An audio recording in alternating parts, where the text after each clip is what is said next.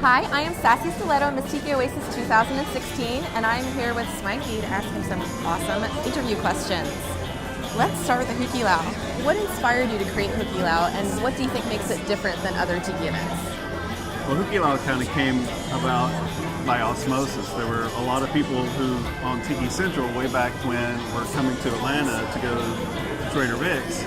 We were already wanting to do an event. We thought it would be a rockabilly event. We were looking at a lot of options, but all these folks coming to Atlanta, we just said, well, let's organize it. Let's make it a real event. So we started putting it together, turned it into like 4 or 5 days. Sven came over, the Mai Kai Gents, King Ukulele, and it ended up being the number one event of the year according to Creative Loafing magazine in Atlanta. And all these people came up from Florida. They actually closed the doors at Trader Vic's because there were too many people in there. 40 people, 70 people deep at the bar, so it was a huge success.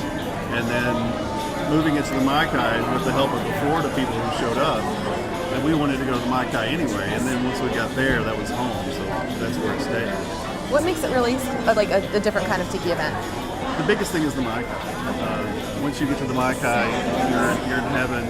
As I say, Saturday at the Mai Kai makes Hookie Lao a fantastic event because they're so professional. They're used to handling 1,200 people a night for dinner, so the 700, 800 folks for Hookie Lao, they can handle that easily. So you get the Exotica playing in the Mai Kai and all these people who are festively dressed and into it. You know, the show, the people who do the show, it's one of the best nights of the year for them because normally they kind of get this golf clapping, right? Yeah. But they get standing ovations at Hookie Lao, so it's the excitement of the people and the camaraderie of these nerds, as I say. You know, Hookie Lao is a bunch of nerds coming together to talk nerd to each other. That's the best thing to me. And you really pointed out the Mai Kai, and what is it about the Mai Kai that makes it special?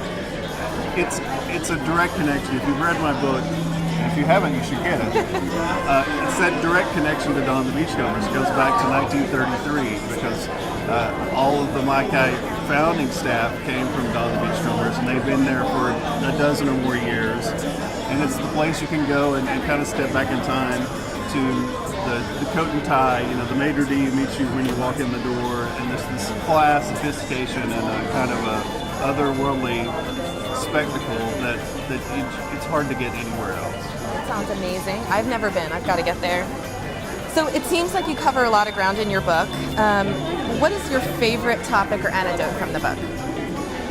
The thing that made the book what it was, and I dedicated the book to Bob Van Dorp, he was the first general manager of the Mai Kai. He's the one that sort of organized this coup of Don the Beachcomber. You know, if you go to Don the Beachcomber in 1955, there wasn't a bartender to talk to say, hey, would you like to come and work for me? So they needed this inside guy, and he was that man who really was the founder of behind the scenes of that. But then once I talked to him and found out that Don the Beachcomber was his best friend, and they worked together for decades, it's like, oh, okay, I've got a book. This is it. This is fantastic. So all of those stories where I can quote Don the Beachcomber in my book because Bob told me what Don said, that connection just made it all fantastic. Is there something that you wish you could have squeezed in the book that you just didn't have space for? Well, I'd originally planned to put cocktail recipes in there, some of Mariano Liquidini. Mariano took all 60 of Don the Beachcomber's recipes and reworked them at the Mai Kai. So you can get a zombie at the Mai Kai, but it's Mario Liquidini's Mai Kai zombie. And so I had a few recipes lined up to sort of compare and contrast the Don the Beachcomber zombie and the Liquidini zombie and the swizzle.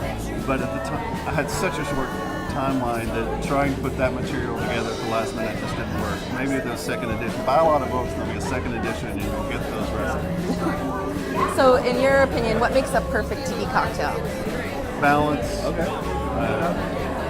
I don't like it really sweet or really sour, but you should get both of those flavors. You know, if you put in the lime and the sugar, the syrups, the bitters, those things that balance out, to give you that perfect mix. And a really dark rum. I'm more of a Don Beachcomber drink than the Trader Vic's drinks. I like the spiciness and the heartiness of the Don drinks. So, you know, the Jet Pilot, the Zombie, those are my So you're on a desert island.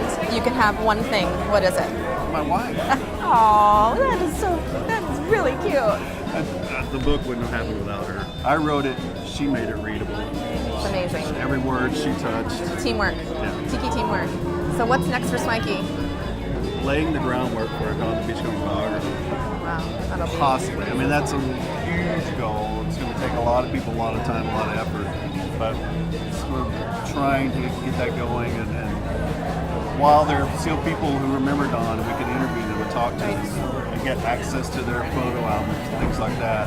I uncovered a lot of those people and the Gant family, etc., while I was doing my research. And just keep going with that and try to fill in the blanks about the myth, the legend, Dawn the Beachcomber.